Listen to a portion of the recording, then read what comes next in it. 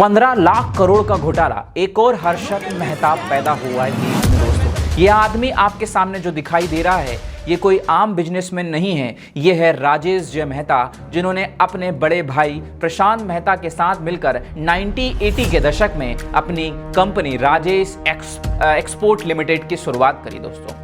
अब आपके सामने ये चीजें शख्स के रूप में नजर आती है तो इन्होंने लगभग 2020 से 25 तक जो आपके सामने प्रेजेंट किए अपने कंपनी के दावे वो सब झूठे निकलते हैं। और सेबी के द्वारा जब जानकारी निकल के आती है तो उन्होंने 90 से लेकर 97% तक जो भी अपनी रिपोर्ट के रूप में इनकम दिखाई है वो सब फर्जी दिखाई है और आज लगभग 12,000 करोड़ रुपए दांव पर लगा है दोस्तों।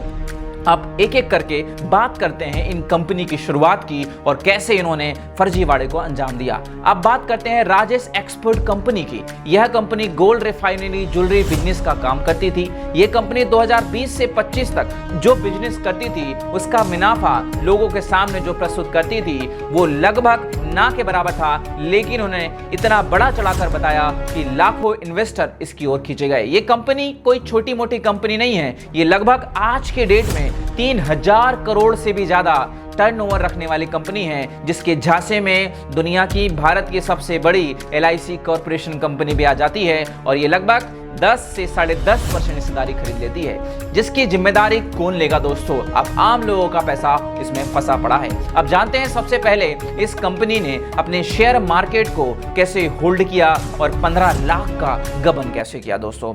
नमस्कार, आज हम बात करेंगे इसी कंपनी के बारे में, राजेश एक्सपोर्ट कंपनी। ये कंपनी 1980 के दशक में शुरू होती है, ज्वेलरी उद्योग के रूप में कदम रखती है। 1989 में राजेश मेहता और अशोक मेहता, प्रशांत मेहता मिलकर जो है बेंगलोर में अपना एक मुख्यालय खोलते हैं और माद गैरेज के रूप में 10 लोगों के रूप में ये कंपनी शुरू हो जाती है, वर्कशॉप के रूप में। 1990 आते आते पहली आभूषण बनाने वाली कंपनी के रूप में ये लोग इसे संगठित करा लेते हैं, क्योंकि उस समय शेयर मार्केट बहुत जंप कर रहा था दोस्तों। और 1992 आते आते ये अपना टर्नओवर लगभग 2 करोड़ सालाना दिखाते हैं, जो कि इनकी कंपनी की ग्रोथ का बहुत ज्यादा हिस्सा था।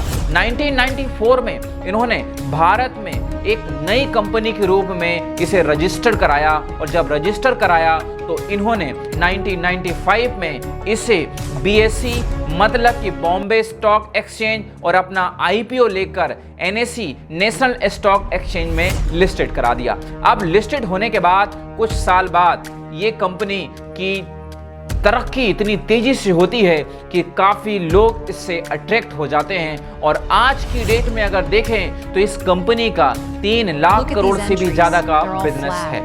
अब लिस्ट होने के बाद ये रियल एस्टेट में भी अपना पैसा आजमाते हैं। 2002 में बेंगलुरु में दुनिया का सबसे बड़ा आभूषण निर्माता कंपनी के रूप में यह वर्कशॉप स्थापित करते हैं, जहां पर कंपनी द्वारा आभूषण को बनाकर रिटेल रूप में जो है दुनिया में मार्केट में बेचा जाना था।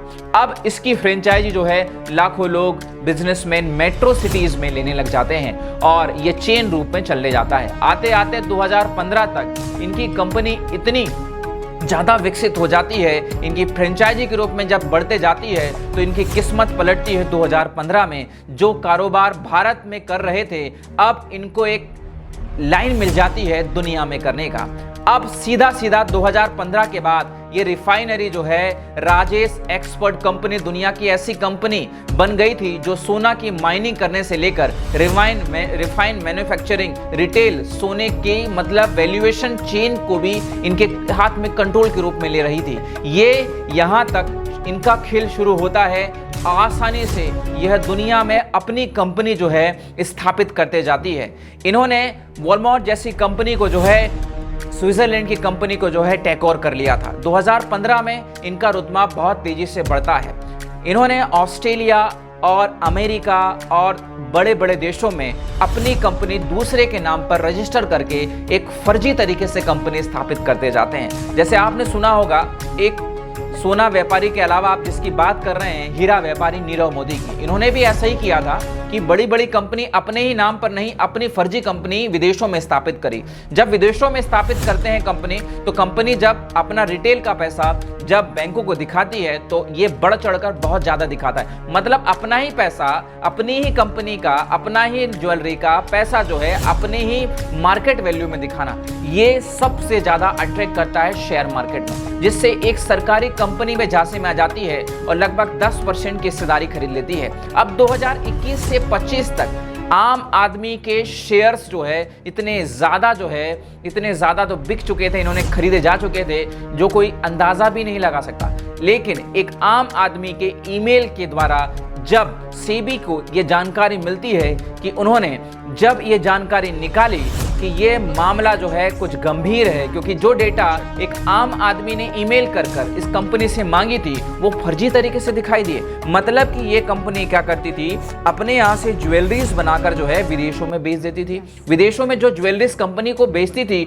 वो उसकी स्वयं की होती थी, और जब स्वयं की होती थी तो वो पैसा रिटर्न आ जाता था, और लगभग घाटे में चलने वाली कंपनी जो है अपना मुनाफा लाखों करोड़ों में दिखाती है। आज सेबी ने इसे शेयर मार्केट से प्रतिबंधित कर दिया है, अनलिस्टेड कर दिया है। अगर यह साबित हो जाता है कि ये फ्रॉड हुआ है लगभग 15.15 लाख करोड़ का, तो लगभग 12,000 करोड़ रुपए आम लोगों का एक साथ डूब जाएगा दोस्तों। तो आपको क्या लगता है, यह मेहता एंड मेहता कंपनी, हर्षद मेहता तो आपने सुना ही होगा कितना स्कैंडल था शेयर मार्केट में, और एक नया मेहता पैदा हो गया जिन्होंने करोड़ों का गबन कर दिया। तो आपकी राय में क्या है, ये 15 लाख करोड़ किसकी जवाबदेही रखते हैं? अगर स्टोरी पसंद आती है, समझ में आती है, तो लाइक शेयर करना ना भूलना दोस्तों। मिलते हैं ऐसे ही वीडियो के साथ। जय हिंद।